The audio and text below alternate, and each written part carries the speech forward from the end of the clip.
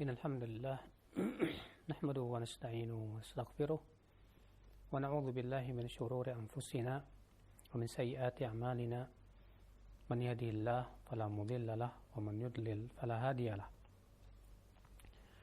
وأشهد أن لا إله إلا الله وحده لا شريك له وأشهد أن محمدا عبده ورسوله قال الله تعالى في كتابه الكريم يا أيها الذين آمنوا اتقوا الله حق تقاته ولا تموتن إلا وأنتم مسلمون أما بعد. Saudaraku seiman, kita melanjutkan kajian Sahih At-Targhib wa Tarhib, dan kita sudah masuk dalam bab tentang At-Targhib fi ittiba'il kitabi was sunnah, anjuran untuk ittiba kepada Al-Quran dan kepada sunnah Rasulullah sallallahu alaihi wasallam. Kita masuk hadis ke-38. An Abi Shuraih Al-Khuza'i qala kharaja alaina Rasulullah sallallahu alaihi wasallam faqala abshiru alaysa tashhaduna an la ilaha illallah wa anni rasulullah qalu bala قال إن هذا القرآن سبب طرفه بيد الله وطرفه بأيديكم فتمسكوا به فإنكم لن تضلوا ولن تهلكوا بعده أبدا رواه الطبراني في الكبير بإسناد جيد. Dari Abu Shuraih Al-Khuza'i, ia berkata, Rasulullah sallallahu alaihi wasallam keluar kepada kami. Lalu beliau bersabda, bergembiralah, bukankah kalian bersyahadat la ilaha illallah dan bahwasanya aku adalah Rasulullah? Mereka berkata, benar wahai Rasulullah. Maka beliau bersabda, sesungguhnya Al-Quran ini adalah tali yang ujungnya ada di tangan Allah dan ujung satunya lagi ada di tangan kalian. Maka peganglah ia kuat-kuat. Sesungguhnya kalian tidak akan tersesat dan tidak akan binasa setelah Al-Quran. Artinya apabila kalian mempelajari Al-Quran dan mengamalkannya selama-lamanya. Kemudian hadis yang ke-39 juga mirip isinya. Dan diriwayatkan dari Jubair bin Mut'im, ia berkata, Kunna inda Nabi sallallahu alaihi wasallam bil Juhfah. Kami berada di sisi Nabi sallallahu alaihi wasallam di Juhfah. Faqala lalu Rasulullah bersabda, Alaysa tashhaduna an la ilaha illallah wahdahu la syarika lah wa anni Rasulullah wa anna al-Qur'ana ja'a min indillah. Bukankah kalian bersyahadat la ilaha illallah, tidak ada sekutu baginya, dan bahwasanya aku adalah Rasulullah, dan bahwasanya Al-Quran datang dari sisi Allah? Qulna bala, kami berkata benar. Qala fa'abshiru fa inna hadzal Qur'ana tarfuhu bi yadillah wa tarfuhu bi aydikum fatamassaku bih fa innakum lan tahliku wa lan tadhillu ba'dahu abada. Maka bergembiralah, sesungguhnya Al-Quran ini ujungnya di tangan Allah dan ujung satunya lagi di tangan kalian. Maka peganglah ia kuat-kuat. Sesungguhnya kalian tidak akan binasa dan tidak akan tersesat setelahnya selama-lamanya. Dua hadis ini akhi menunjukkan ya anjuran kita untuk mempelajari Al-Quran. Yang tentunya mempelajari Al-Quran konsekuensinya adalah mempelajari hadis. Karena kita tidak bisa memahami Al-Quran kecuali dengan memahami hadis Nabi sallallahu alaihi wasallam. Allah Ta'ala berfirman, wa anzalna ilaika dzikra litubayyana lin-nasi ma nuzila ilaihim. Dan kami turunkan kepada engkau wahai Muhammad ya adzikr, itu Al-Quran, litubayyana lin-nas, supaya kamu menjelaskan kepada manusia ma nuzila ilaihim, apa yang diturunkan kepada mereka tersebut. Artinya Rasulullah SAW fungsinya adalah penjelas terhadap Al-Quran. Berarti Al-Quran membutuhkan hadis. Maka hadis ini menunjukkan wajibnya kita ittiba kepada Al-Quran dan hadis. Wajibnya kita mempelajarinya, mengkajinya, dan terutama mengamalkannya. Karena saudaraku sekalian, orang-orang yang diberikan oleh Allah Al-Quran, yang diberikan oleh Allah At-Taurah dan Injil, dari orang-orang sebelum kita ketika mereka tidak mempelajarinya, tidak pula mereka mengamalkannya. Allah cela dalam Al-Quran. Allah mengatakan dalam surat Al-Jumu'ah, "Mathalul ladzina yuhammilut Taurah thumma lam yahmiluha kamathalil himari yahmilu asfara." Perumpamaan orang-orang yang diberikan kepada mereka Taurat, kemudian mereka tidak membawanya dengan semestinya, artinya tidak membacanya, tidak mempelajarinya, tidak mengamalkannya. Kamathalil himar, bagaikan keledai, kata Allah. Yahmilu asfara, yang membawa kitab-kitab besar. Jangan sampai kita umat Islam bagaikan keledai, saudaraku. Allah sudah berikan kepada kita Al-Quran, dan ternyata kita tidak peduli dengan Al-Quran. Kita hanya jadikan Al-Quran sebagai hiasan-hiasan dinding. Kita hanya jadikan Al-Quran sebagai apa? Ya, disimpan di lemari-lemari. Sementara kita tidak membacanya, kita tidak mengamalkannya. Disebutkan dalam hadis Samurah bin Jundub dalam riwayat Bukhari dalam sahihnya, bahwa Rasulullah SAW suatu malam bermimpi dibawa oleh 2 malaikat, dan mimpi para nabi itu hak. Lalu diperlihatkan azab-azab kubur. Di antara yang Rasulullah lihat adalah seorang laki-laki yang ditidurkan terlentang. Lalu ada orang lain satu lagi membawa batu besar. Kemudian batu itu diayunkan dan kepala orang yang terlentang itu dihancurkan dengan batu itu. Lalu batu itu menggelinding. Dikejarnya batu tersebut, diambil, kemudian ketika kembali kepala orang itu sudah bagus kembali, dihancurkan lagi. Siapa dia? Orang yang ternyata terlentang dan dihancurkan kepalanya. Kata malaikat itu, ya, ia adalah rajulun akhadhal Quran. Dia adalah seorang yang mengambil Al-Quranul Karim. Sudah diberikan padanya Al-Quran, ada padanya Al-Quranul Karim. Akan tetapi apa yang terjadi? Ya, dia tidak membacanya, tidak pula mengamalkannya. Wa nama an salatil fardhah, dan dia pun juga tidur dari salat 5 waktu. Akibatnya apa yang terjadi? Diazab dalam kuburnya, ya akhi. Makanya dari itu, ya akhi, ini di Al-Quran. Al-Quran yang ada pada kita ini hidayah untuk hidup kita. Ya, namun tentunya musuh-musuh Allah akan berusaha bagaimana kaum muslimin jauh dari Al-Quran. Bahkan na'udzubillah, lisan-lisan mereka begitu najis, begitu busuknya, yang menyifati bahwa Al-Quran itu katanya mengajarkan kekerasan, mengajarkan terorisme, na'udzubillah, yang sebetulnya orang ini benci kepada Al-Quran. Ya, yang sebetulnya orang ini tidak faham Al-Quran, tapi hatinya dipenuhi dengan kemunafikan. Na'udzubillah, nas'alallah salamata wal afiyah. Padahal Allah subhanahu wa ta'ala menyuruh kita untuk mengkaji Al-Quran. Rasulullah SAW menyuruh kita untuk berpegang kepada Al-Quran. Allah mengatakan, afala yatadabbarun Al-Quran. Tidakkah mereka mentadaburi Al-Quran?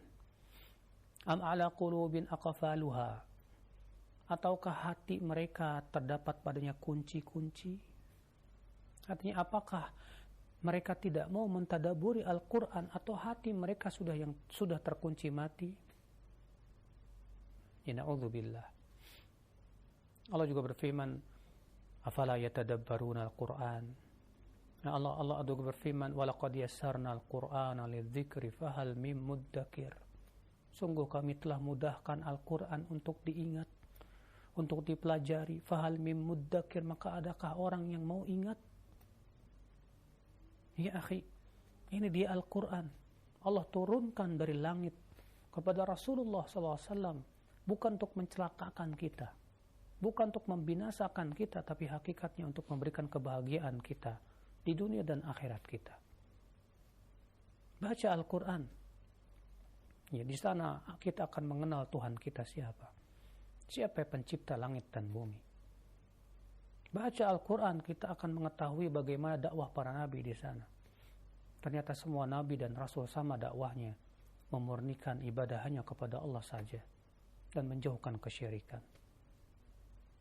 Baca Al-Quran, di sana terdapat hukum-hukum yang sangat adil, yang penuh keadilan karena ia turun dari Rabb yang Maha Adil.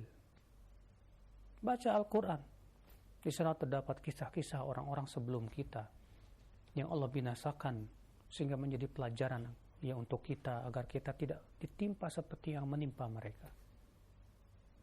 Baca Al-Quran, akhi, karena Al-Quran ini penuh dengan apa? Bimbingan dan ketenangan hidup bagi orang-orang yang mau berfikir.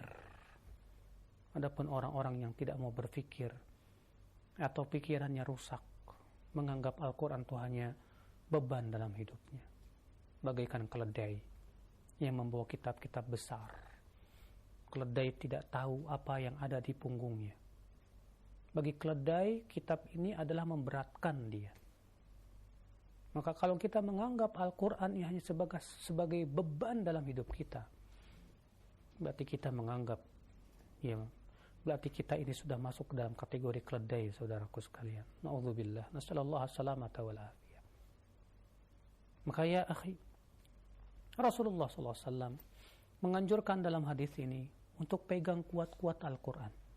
Beliau bersabda, "Inna hadzal Qur'anu sababun tarfuhu biyadillah wa tarfuhu biaydikum fatamassaku bih fa innakum lan tadhillu wa lan tahliku ba'dahu abada." Sesungguhnya Al-Quran ini adalah tali, ya, yang ujungnya ada di tangan Allah dan ujungnya ada di tangan kalian.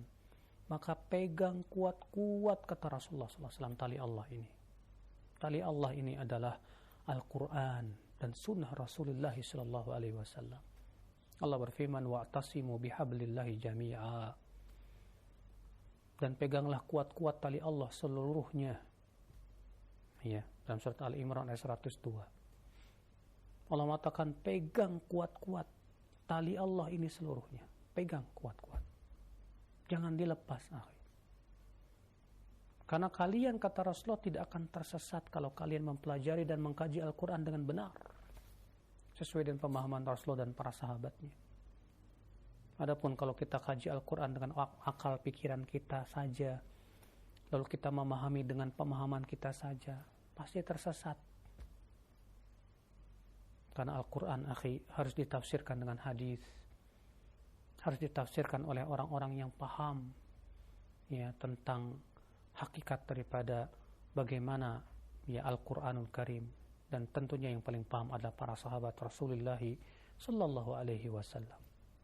Nah, inilah saudaraku sekalian, ini dia Al-Quran. Baca, ya, kalau bisa setiap hari jangan lupa membaca Al-Quran. Sampai Rasulullah SAW menganjurkan para sahabatnya, ya, untuk bahkan Rasul menganjurkan umatnya untuk mengkhatam Al-Quran kalau bisa sebulan sekali. Makanya para sahabat dia berlomba-lomba. Ada di antara sahabat yang mengkhatam 3 hari sekali, ada yang mengkhatam 7 hari sekali, ada yang mengkhatam 15 hari sekali, ada yang mengkhatam sebulan sekali. Ya, mereka berlomba-lomba. Sehingga akhirnya dengan Al-Quran berkahlah hidup mereka dan waktu-waktu mereka. Sementara kita, ya, kita jauh dari Al-Quran, akhi. Maka bagaimana Al-Quran akan memberikan rahasia-rahasianya kepada kita, sementara kita jauh dari Al-Quran? Seseorang biasanya mau curhat kalau ia merasa dekat dengan seseorang. Demikian pula kalau kita sudah dekat dengan Al-Quran, Al-Quran pun akan membukakan rahasia-rahasianya kepada kita.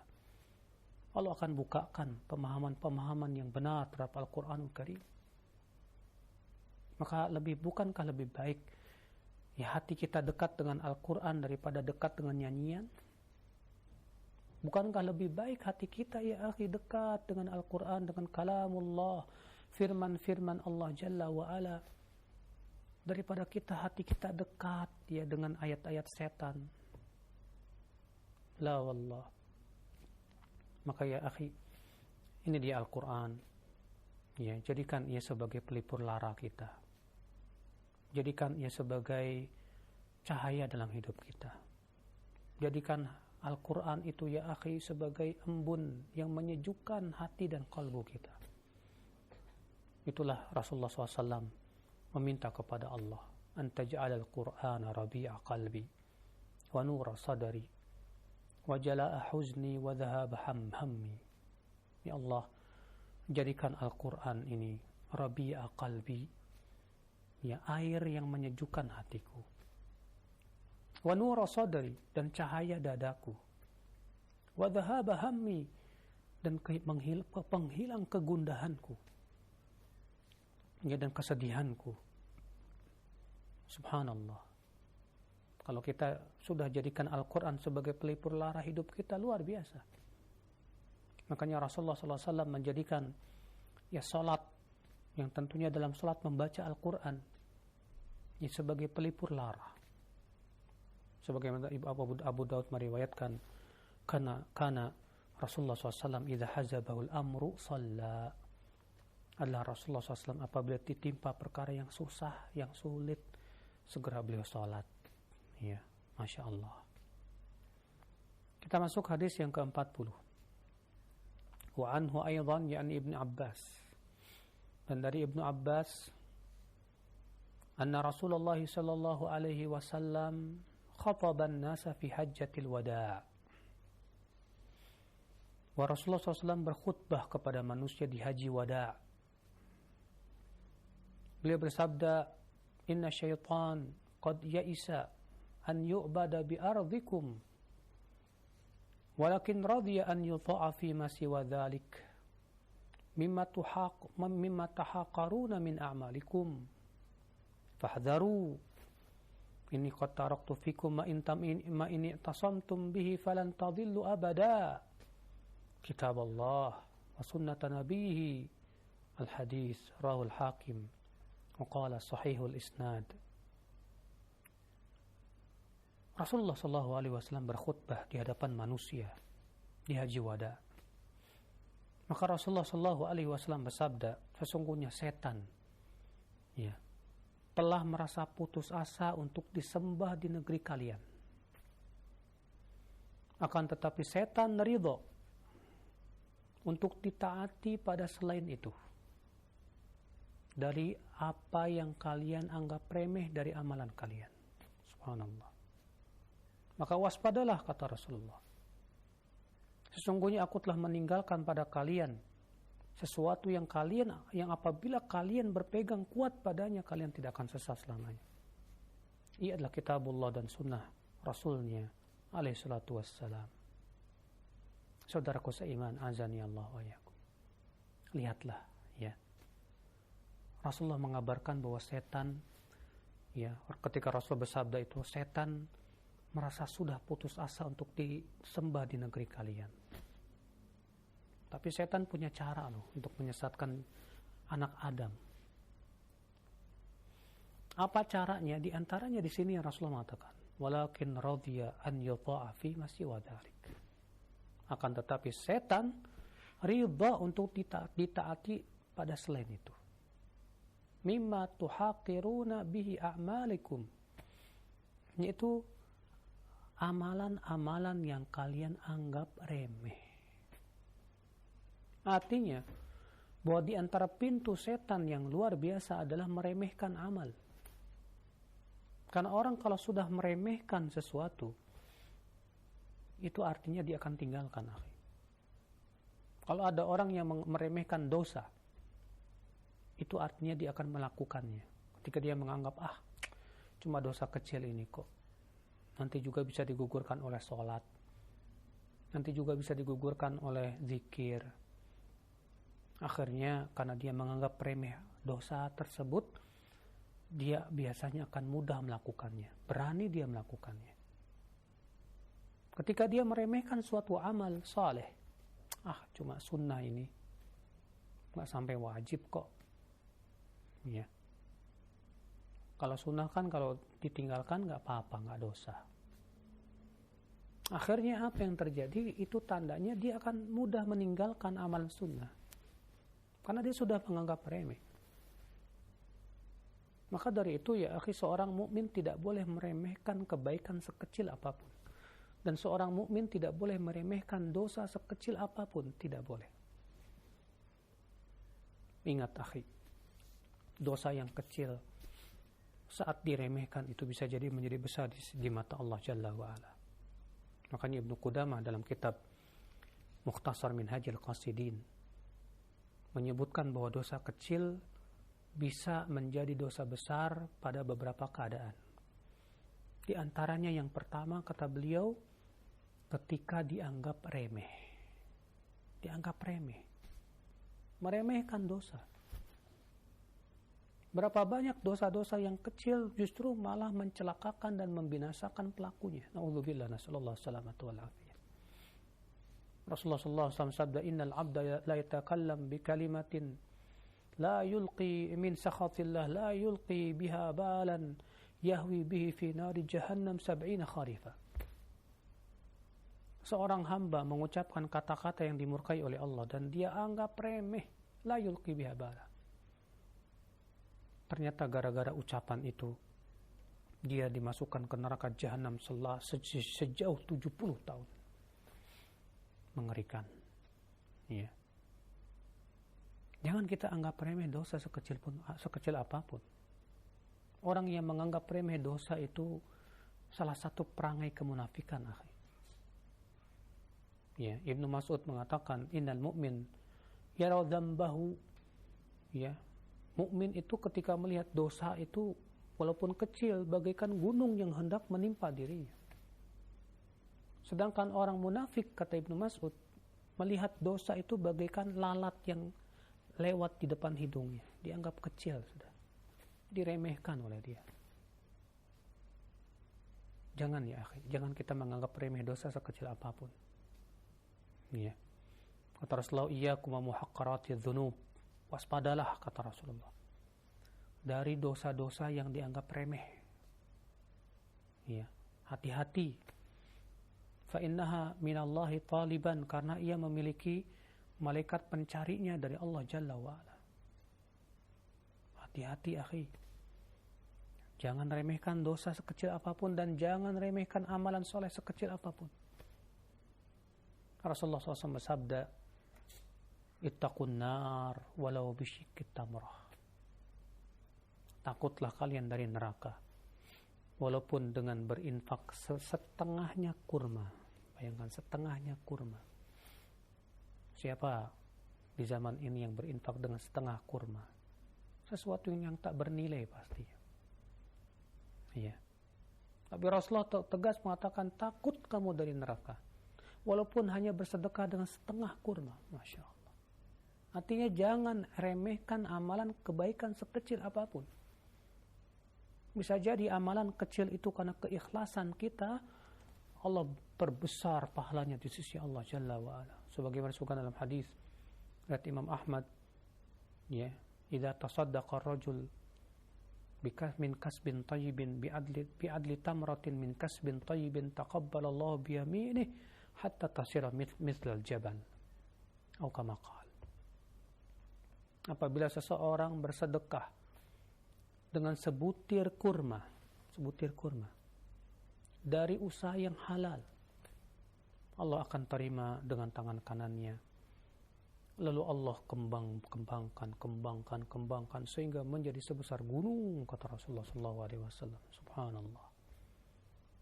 Makanya akhi, jangan sekali-kali punya sifat meremehkan.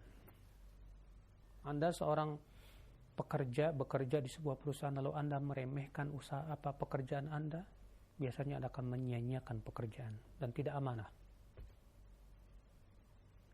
Anda seorang pejabat dan menyia-nyiakan jabatan Anda dan dianggap bahwasanya jabatan itu tidak akan ditanya oleh Allah, biasanya Anda akan menyia-nyiakan jabatan dan tidak amanah.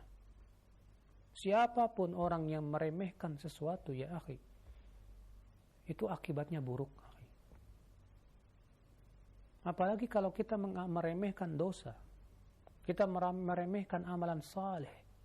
Wallahi, itu pintu setan yang besar, ya, untuk kita terjerembab dalam dosa atau untuk meninggalkan amalan saleh. Maka Rasulullah SAW, ya, mengingatkan ini, setan, kata Rasulullah, telah merasa putus asa disembah di negeri kalian. Akan tetapi setan ridha untuk ditaati pada selain itu dari yang kalian remehkan dari amalan kalian. Ya. Fahdharu, kata Rasulullah SAW, waspadalah. Jangan sampai, maksudnya waspada kalian, jangan sampai meremehkan amal. Inni qad taraktu fikum, sesungguhnya aku telah tinggalkan untuk kalian. Ma ini tasamtum bih, sesuatu yang jika kalian pegang kuat-kuat, falan tadhillu abada, kalian tidak akan tersesat selamanya. Ya. Apa itu? Kitabullah dan sunnah nabinya salawatullahi alaihi wasallam. Pegang ini ya akhi. Wallah, ini pasti siapapun yang memegang ini pasti bahagia. Pasti diberikan hidayah. Naam.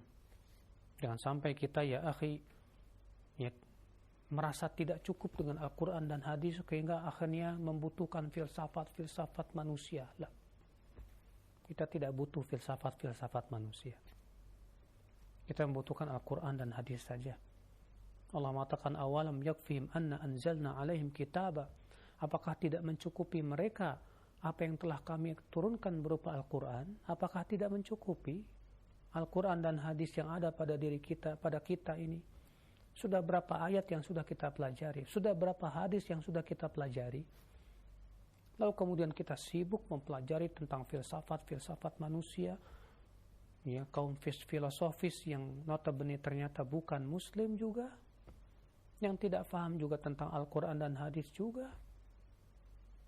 Lantas kemudian kita lebih berbangga ketika membawakan perkataan-perkataan si fulan dan fulan dari orang-orang barat dan para ahli filsafat daripada membawakan ucapan Rasulullah sallallahu alaihi wasallam, ucapan para sahabat, ucapan para ulamaul Islam.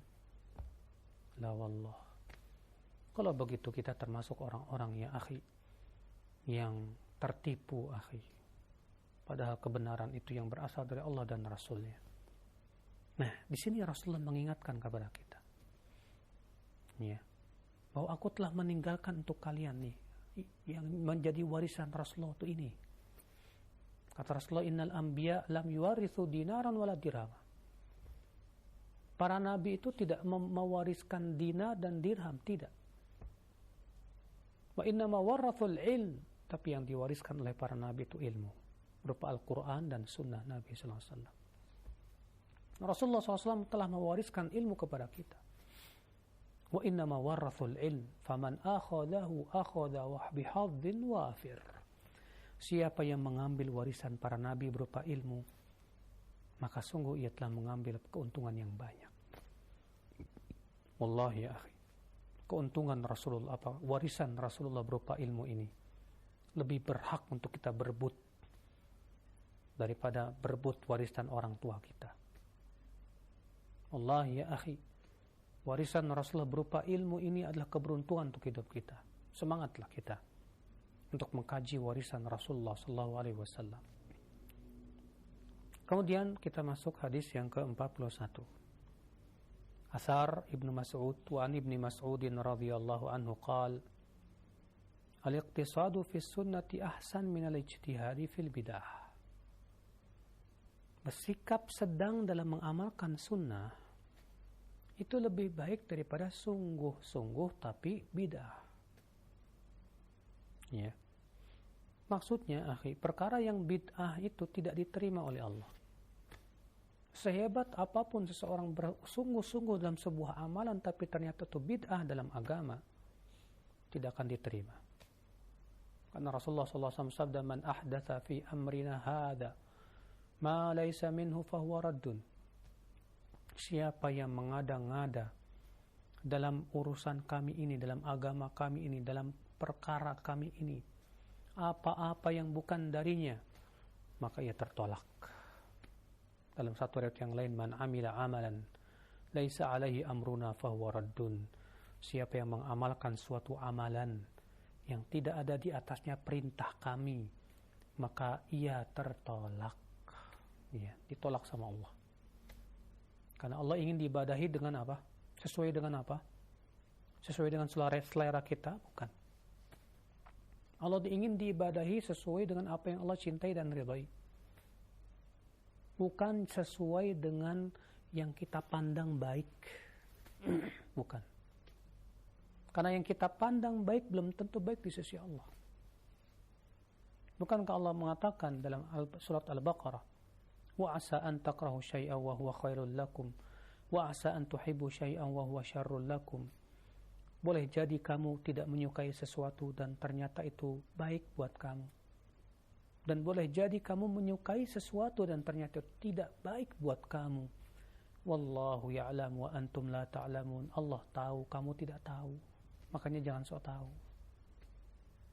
Maka Allah ingin diibadahi sesuai dengan apa yang Allah cintai dan ridhai. Dan yang Allah cintai dan ridhai yang Allah wahyukan kepada Rasulnya. Karena para ulama tidak mendapatkan wahyu. Berarti kewajiban kita ya dalam beribadah kepada Allah karena harus sesuai dengan apa yang Allah cintai dan ridhai, berarti harus sesuai dengan tuntunan Rasulullah sallallahu alaihi wasallam. Bukan yang menurut kita baik, bukan. Terkadang ada orang mengatakan ini kan baik, kita katakan ya akhi. Menurut kamu baik itu belum tentu di sisi Allah baik ya akhi. Ibadah itu hak Allah bukan hak kamu. Allah ingin diibadahi dengan apa yang Allah cintai dan ridhai, bukan menurut yang kamu pandang baik. Bukan sama sekali. Maka ibadahi Allah dengan sesuai dengan syariat tuntunan Rasulnya. Karena itulah yang Allah cintai dan ridhai. Maka kalau ternyata kamu beribadah dalam tidak sesuai dengan tuntunan Rasulullah, kamu sudah berbuat bid'ah. Maka Ibn Mas'ud mengatakan bersikap sedang dalam mengamalkan sunnah itu lebih baik daripada bersungguh-sungguh dalam mengamalkan bid'ah, karena itu tidak akan diterima oleh Allah Jalla wa'ala. Taib, ya saya kira cukup pembahasan kita pagi hari ini. Kita buka tanya jawab. Baik, syukran jazakallahu khair kepada Ustaz yang sudah membacakan dan menjelaskan hadis-hadis dari kitab sunnah yang baru dan hingga ayat yang hingga hadis yang ke-41 yang mudah-mudahan menjadi ilmu yang bermanfaat untuk kita semua. Dan untuk selanjutnya kami buka sesi interaktif, sesi soal jawab bagi Anda para pemirsa atau mendengar. Baik Ustaz, yang pertama ada pertanyaan. Assalamualaikum warahmatullahi wabarakatuh, dari Abdullah yang berada di Cibubur. Di zaman internet ini banyak yang menawarkan dakwahnya di atas Al-Quran dan Sunnah. Dan banyak sekali para da'i muncul di zaman ini Ustaz. Semuanya menyatakan di atas Al-Quran dan Sunnah. Tentunya ini membuat yang awam melahap semuanya tanpa memfilternya. Dan tidak sedikit juga yang tergelincir dalam kesesatan. Bagaimana sebenarnya ciri khas dakwah yang hak, yang lurus sesuai yang diinginkan oleh Allah dan Rasulnya Ustaz? Allah subhanahu wa ta'ala menyebutkan tentang ciri dakwah yang hak. Itu dalam surat Yusuf ayat 108. Allah mengatakan, "Qul hadhihi sabili ad'u ila Allah ala basiratin ana wa man ittaba'ani wa subhanallah wa ma ana minal musyrikin." Allah mengatakan, katakanlah inilah jalanku. Katakan hai Muhammad, inilah jalanku.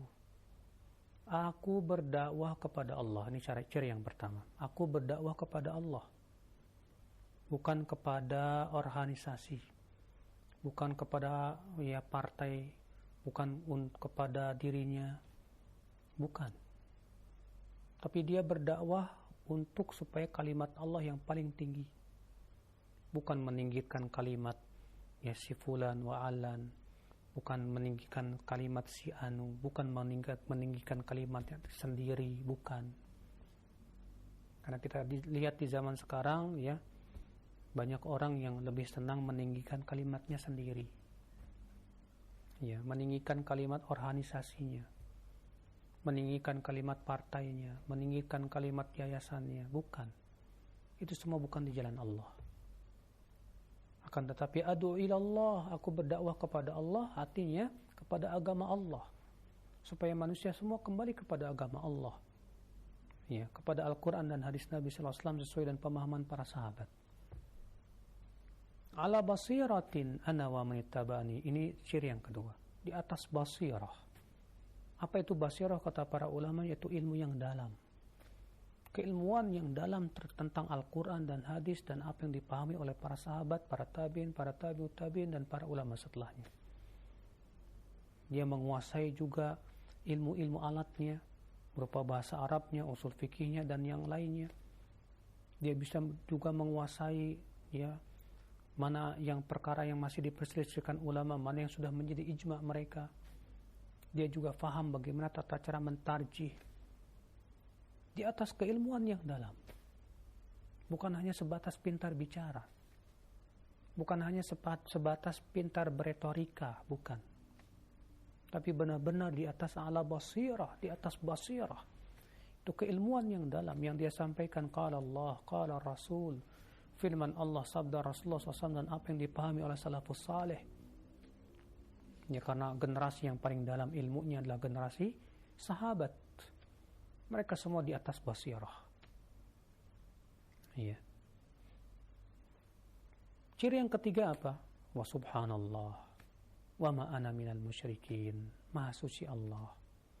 Dan aku tidak termasuk orang-orang yang berbuat syirik. Artinya dakwahnya fokus kepada tauhid. Mensucikan Allah dari kekurangan. Menjelaskan manusia tentang bahaya syirik. Mendakwahkan manusia kepada tauhidullah jalla wa ala. Ya. Itu yang merupakan dakwah para nabi dan rasul. Semua nabi dan rasul memfokuskan dan menitik beratkan dakwahnya kepada tauhid. Bukan berarti yang lain tidak dibahas.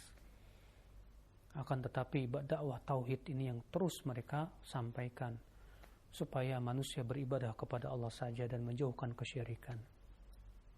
Lihat ya, dalam surat Yusuf ayat 108 di sini Allah menyebutkan ma'alim, rambu-rambu dalam berdakwah. Berarti ciri dakwah yang benar seperti itu. Yang pertama tadi dakwahnya untuk supaya kalimat Allah yang paling tinggi, bukan menegakkan kalimat organisasinya, bukan pula ya yayasannya, bukan pula dirinya dan yang lainnya. Maka kalau kamu melihat ada orang yang dakwahnya untuk meninggikan kelompoknya, ya, organisasinya, partainya, dia bukan meninggikan kalimat Allah hakikatnya. Yang kedua tadi sudah kita sebutkan, saya ulangi lagi, di atas basirah, keilmuan yang dalam. Berarti mewajibkan orang pengikutnya untuk menuntut ilmu terus dan fokus menuntut ilmu. Makanya alhamdulillah dakwah salafiyah, dakwah Ahlus Sunnati wal Jamaah selalu menyuruh ya supaya kita fokus menuntut ilmu, fokus menuntut ilmu, fokus menuntut ilmu. Ya, maka kalau ada dakwah yang fokusnya hanya bukan menuntut ilmu, tapi membuat aksi-aksi yang sama sekali jauh dari keilmuan. Ya, atau membuat gerakan-gerakan yang juga tentunya jauh dari bimbingan para ulama. Ya, atau membuat orang pengikutnya itu zuhud dari ilmu dan malas menuntut ilmu, itu bukanlah thariqah yang benar, tata cara yang benar, saudaraku sekalian. Nah ini jadi ya, kalau kamu ingin melihat dakwah yang hak itu adalah dakwah yang memenuhi tiga ciri tadi. Kalau ada orang mengaku Al-Quran dan hadis, semua orang bisa mengaku. Bahkan Rasulullah SAW ketika mengabarkan akan munculnya firqah sesat yang namanya Khawarij, yang Rasulullah sifati dalam hadisnya yang sahih itu, bahwa Khawarij itu adalah kilabun nar, anjingnya neraka. Ternyata ketika Rasulullah menyifati orang Khawarij apa? Yaqra'una al-Quran. Mereka membaca Al-Quran. La yujawizu taraqiyahum, tapi tidak sampai ke kerongkongannya. Maksudnya apa? Dalam satu riwayat Abu Daud dijelaskan, yahsabuna annahu lahum wa huwa alaihim. Mereka mengira Al-Quran mendukung pendapat mereka, padahal tidak. Kenapa? Karena saking dangkalnya pemahaman mereka. Mereka pahami dengan otaknya sendiri, tanpa merujuk pemahaman para sahabat dan salafus saleh. Dan Rasul juga menyifati orang Khawarij apa? Yaquluna min qawli khairil bariyah. Mereka membawakan sabda-sabda Rasulullah. Ternyata orang Khawarij disifati oleh Rasulullah membawakan Al-Quran, membawakan hadis. Tapi kok hasilnya malah sesat. Rasulullah bersabda, yamruquna minad din kama yamruqus sahmu minar ramiyah. Mereka melesat dari agama ini seperti melesatnya busur panah dari buruannya. Kenapa? Karena orang Khawarij memahami Al-Quran dan hadis dengan pemahamannya sendiri. Tidak mau merujuk para sahabat, tidak mau merujuk para tabi'in, para ulama mereka, tidak mau merujuk para ulama Islam yang mengikuti manhaj Rasul dan para sahabatnya. Generasi awal itu jauh lebih baik daripada generasi belakangan, saudaraku. Makanya salah besar kalau ada orang yang lebih mengikuti pendapat ulama belakangan dan meninggalkan para ulama salaf terdahulu.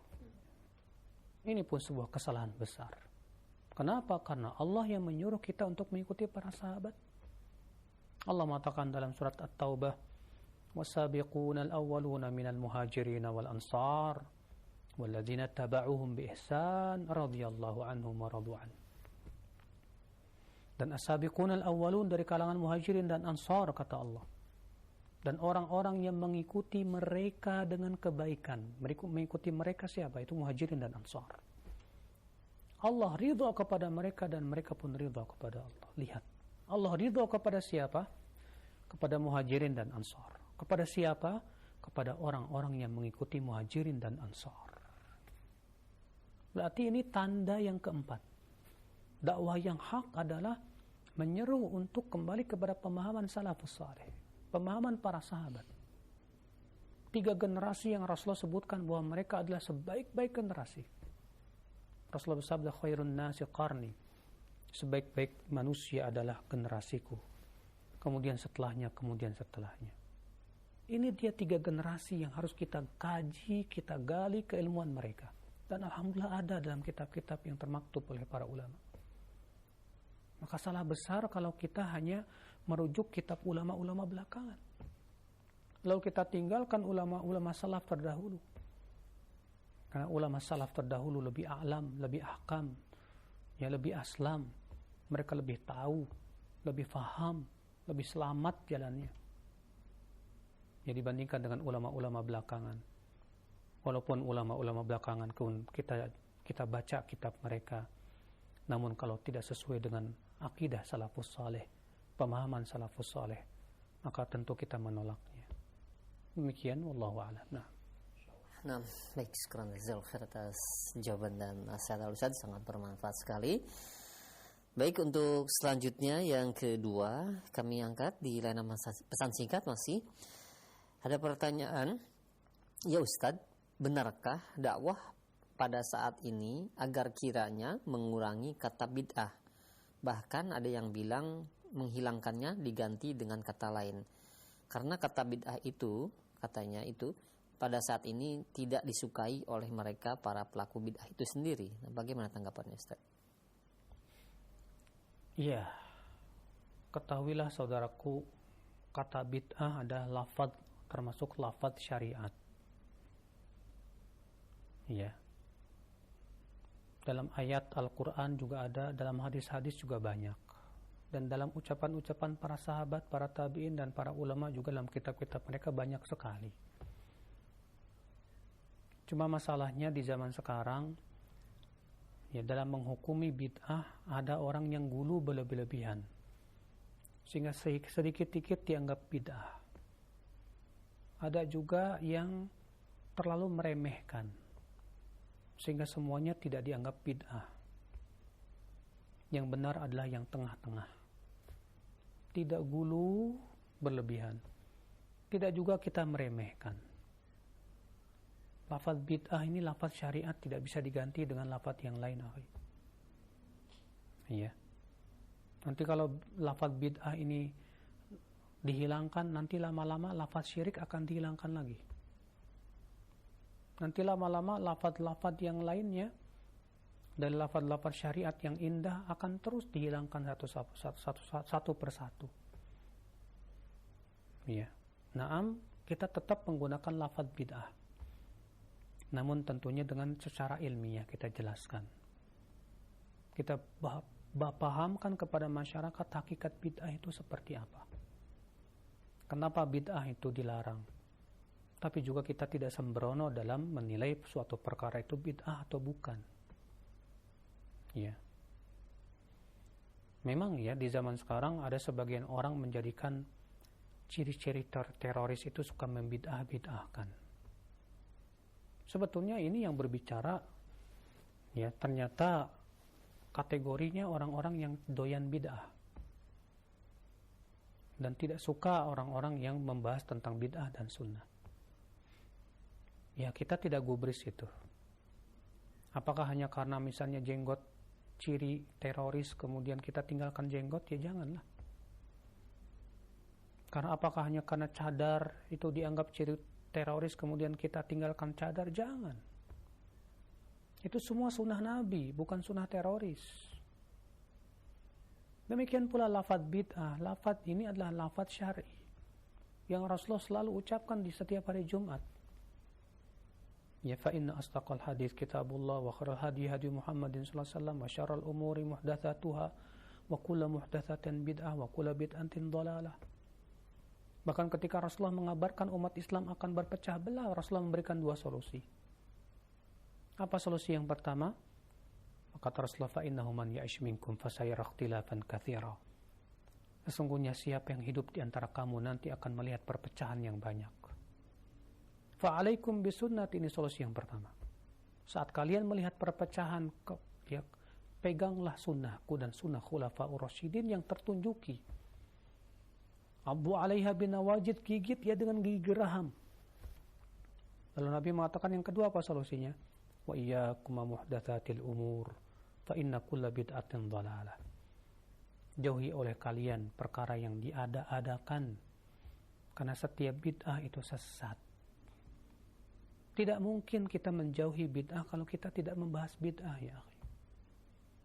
Tapi bahaslah ya dengan ya kalimat-kalimat yang menyejukkan.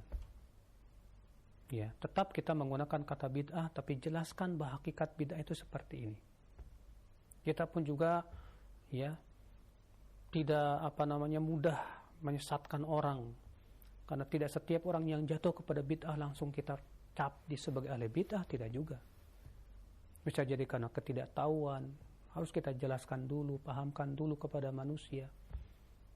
Ya, karena masalahnya yang disebarkan di masyarakat ini bahwa pelaku bid'ah atau bid'ah itu ya kalau kita sudah menilai suatu bid'ah itu artinya pengadilan akhirat. Artinya sama saja kita mengecap pelakunya pasti neraka. Ini salah besar. Ya, karena keyakinan kita Ahlussunnah wal Jamaah tidak boleh memastikan siapapun dari ahli kiblat sebagai penduduk surga atau neraka, tidak boleh. Karena untuk memastikan si fulan itu surga atau neraka butuh dalil dari Allah, karena itu hak Allah semata. Makanya Syekhul Islam Taimiyah rahimahullah dalam Majmu' Fatawa tegas memberikan kepada kita kaidah ini. Kata beliau, orang yang jatuh kepada perbuatan maksiat dan bid'ah dan perkara-perkara yang memang pelakunya terancam masuk neraka, bisa jadi ia tidak masuk neraka. Karena apa? Bisa jadi bitaubatin mahiyah, kata beliau. Bisa jadi karena adanya taubat, atau bihasanatin, atau karena ada perbuatan amal soleh yang besar di sisi Allah sehingga menggugurkan dosanya, atau karena musibah yang berat yang menghampiri hidupnya sehingga Allah gugurkan dosa-dosanya, atau ia mendapatkan syafaat Rasulullah SAW karena ia wafat di atas la ilaha illallah dan tidak mempersekutukan Allah sedikit pun juga. Iya. Ya, semua bid'ah itu sesat dan kita jelaskan kepada manusia bahwa bid'ah itu sesat. Tapi orang yang jatuh kepada kebid'ahan, ya tidak bisa kita langsung cap si fulan ya pasti sesat. Kenapa? Karena kita harus lihat dulu keadaannya. Bisa jadi karena dia tidak tahu, bisa jadi dia terkena syubhat, bisa jadi dia tidak faham. Ya penting kita untuk jelaskan dulu dengan ya ilmiah, sejuk dan cerdas. Yang jelas ya akhi, ya kata-kata bid'ah ini lafaz syariat. Lafaz syariat tidak bisa diganti dengan lafaz yang lain. Kata salat adalah lafaz syariat. tidak bisa diganti dengan lafaz yang lain. Kata zakat, sebagaimana juga haji, umroh, dan semua yang sifatnya lafaz-lafaz yang berasal dari syariat, itu lafaz yang berasal dari firman-firman Allah dan sabda Rasulullah. Lafaz-lafaz wahyu ya tidak bisa digantikan dengan lafaz-lafaz buatan manusia. Allahumma kecuali kalau memang ya di suatu tempat malah menimbulkan mudarat yang jauh lebih besar.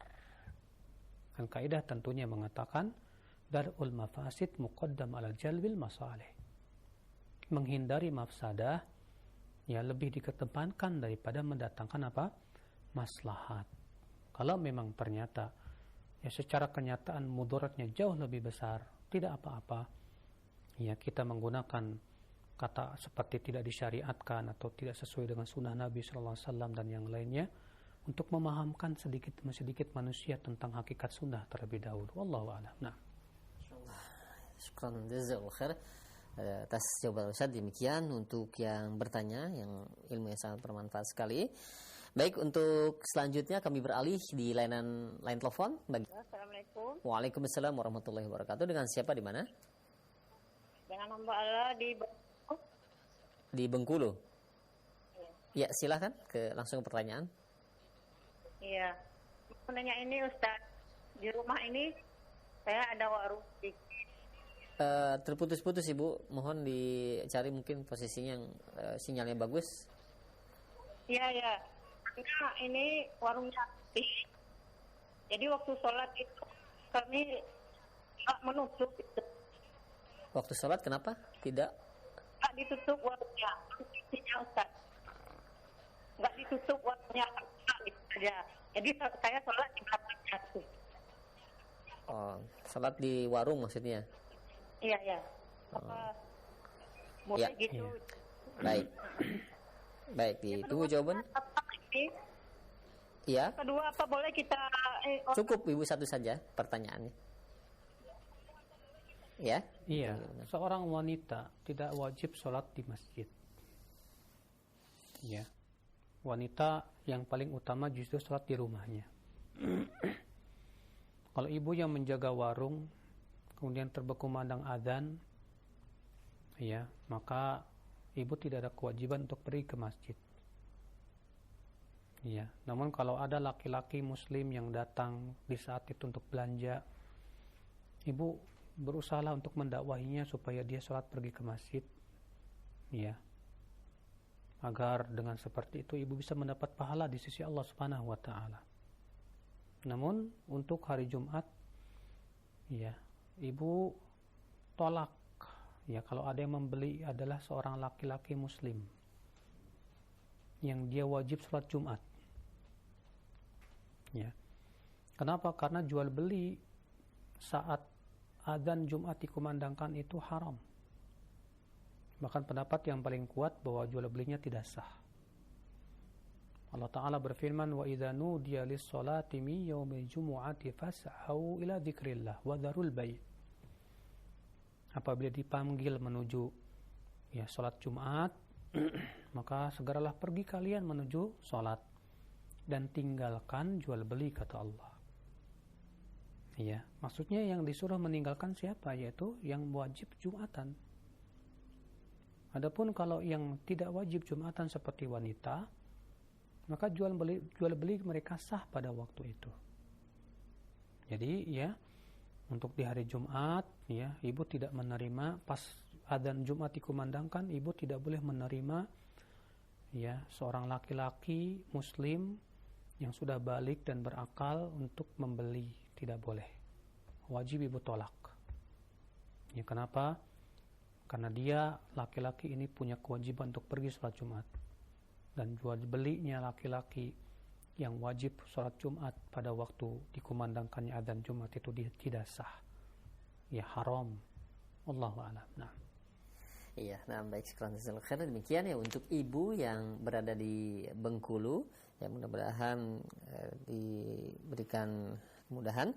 Dan selanjutnya kami terima kembali di layanan telepon, masih silakan. Pak Ustadz. Nah, assalamualaikum. Halo. Dengan siapa di mana? Misalnya orang yang suka kentut-kentut pada sholat karena udah nggak ketahan lagi kentut terus, boleh nggak Pak Ustadz sholatnya dilanjutkan Pak Ustadz? Karena emang dia suka buang-buang angin terus Pak Ustadz gitu Pak Ustadz. Terus menerusnya ini setiap detik apa setiap menit, setiap jam apa gimana Bu? Solusi bol. Dia memang ada tekanan dari perutnya, dari kepalanya. Jadi dia emang ada alat bantu yang terputus. Iya. Kalau misalnya ya kentutnya tersebut setiap detik tidak bisa tertahan, keluar terus. Ya, tidak bisa ditahan sama sekali. Ya, kalau enggak maka itu akan marja'u mudarat, maka ini sama dengan salisul baul. Ya, yang disebutkan oleh para ulama fikih bahwa ada seorang laki-laki yang prostatnya rusak sehingga air kencingnya keluar terus. Ya, pada waktu itu boleh dia sholat karena dikiaskan dengan wanita istihadhah. Iya. Tapi kalau dia masih bisa tahan barang 5 menit ya untuk sholat, tahanlah dulu. Iya. Tahan dulu barang 5 menit untuk sholat, atau 3 menit biasa sholat secara tumakninah ya, paling 5 menit. Setelah itu baru keluarkan lagi semuanya setelah selesai sholat. Iya, wallahu a'lam. Na'am. Iya, baik, sekarang atas jawaban saya demikian, dan selanjutnya kami beralih kembali di layanan pesan singkat. Nah, ada pertanyaan mengenai dakwah kepada keluarga Ustadz. Ya Ustadz, apakah benar grup-grup keluarga di media sosial itu merupakan sarana silaturahmi? Tapi di keluarga kami sebagian besar belum paham akan sunnah. Dan mereka yang belum paham seringkali men-share sesuatu yang bertentangan dengan syariat, bahkan menyesatkan. Beberapa kali saya menanggapinya baik-baik, mereka malah marah-marah dan akhirnya menjadi renggang hubungan silaturahmi kami. Dan sekarang seolah menjadi musuh. Semua gara-gara di grup medsos tersebut. Padahal sebelum ada grup itu hubungan kami baik-baik saja. Nah, bagaimana dengan menanggapi hal ini Ustaz? Sedangkan jika kita diam saja pun dengan share-share tersebut, takutnya disamakan dengan sebagai setan bisu. Iya. Memang grup salah satu sarana ya untuk bersilaturahim, betul sekali. Tapi juga mendiamkan pemikiran yang menyimpang pun tidak boleh, hanya karena ya supaya tidak terjadi keributan di antara keluarga. Ya, kalau dia yang memulai dan kemudian men-share pemikiran yang menyesatkan, kita tidak boleh diam juga. Karena amar ma'ruf nahi mungkar, ya, maslahat mempertahankan dan membela agama jauh lebih dikedepankan dari segala-galanya. Ya, walaupun berakibat kemudian dia yang men-share ini marah kepada kita. Kan dia yang mulai. Ya, masa kita ya diam saja, tidak juga men-share. Ketika dia men-share kemudian pemikiran yang menyesatkan, masa kita tidak boleh men-share ya sesuatu yang hak, yang berdasarkan Al-Quran, Kitabullah dan Sunnah Rasulullah SAW, para sahabat, para tabi'in dan para tabi'ut tabi'in. Kalau dia ya berani men-share, dia juga harus berani dong menerima konsekuensinya. Iya, yaitu untuk dikritik dan yang lainnya. Karena yang namanya masalah-masalah ilmiah itu terbuka dalam Islam tuh ya. Kita saling mengkritik, saling meluruskan. Selama itu ilmiah silahkan, itu bagus. Ya, termasuk apa? Tawassaw bil haq, tawassaw bis sabr. Cuma masalahnya ya, orang yang dikritik ini tidak bersedia untuk menerima itu. Dia maunya kalau men-share harus terima. Atau setidaknya tidak ada yang mengkritik. Kita katakan lebih baik Anda jangan men-share kalau begitu. Kalau Anda tidak siap untuk dikritik, ya dikritisi secara ilmiah tentunya ya. Adapun kalau dikritik dengan hanya sebatas ya ucapan-ucapan dan komentar yang tidak, ya itu bukan kritik namanya. Itu hanya cacian dan bulian. Itu kita tidak tanggapi. Ya. Tapi dikritik secara ilmiah, dibantah secara ilmiah, itu nggak masalah. Ini masalah ilmiah. Masalah-masalah ilmiah terbuka. Kita saling berdiskusi untuk mencari mana yang hak. Iya.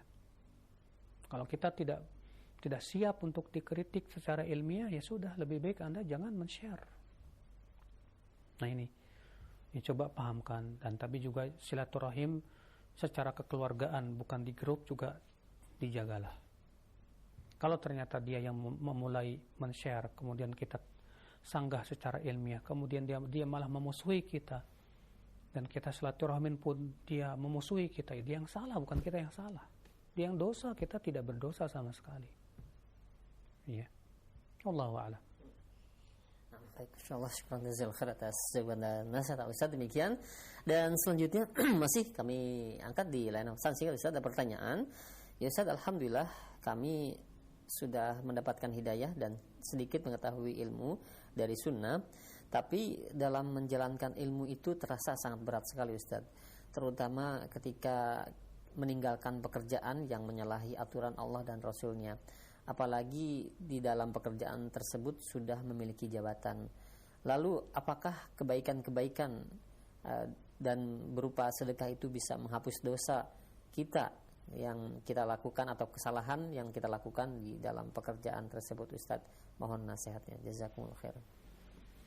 Tentunya akhi, ya, taubat adalah menggugurkan dosa-dosa kita, dan hendaknya setelah taubat kita iringi dengan amalan saleh.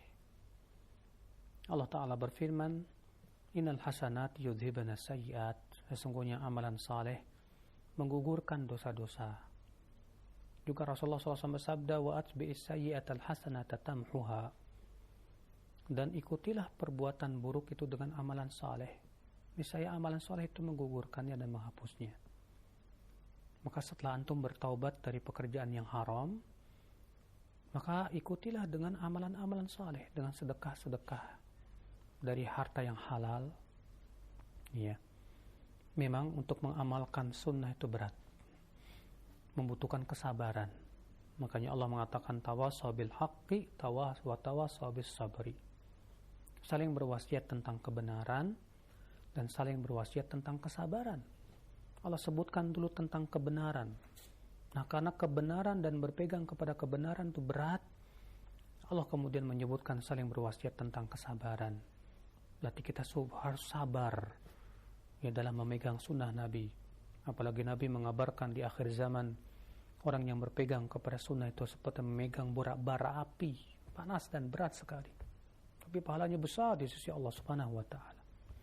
Demikian yang bisa saya sampaikan pada pagi hari ini. Semoga yang sampaikan bermanfaat. Wabillahi taufik. Assalamualaikum warahmatullahi wabarakatuh.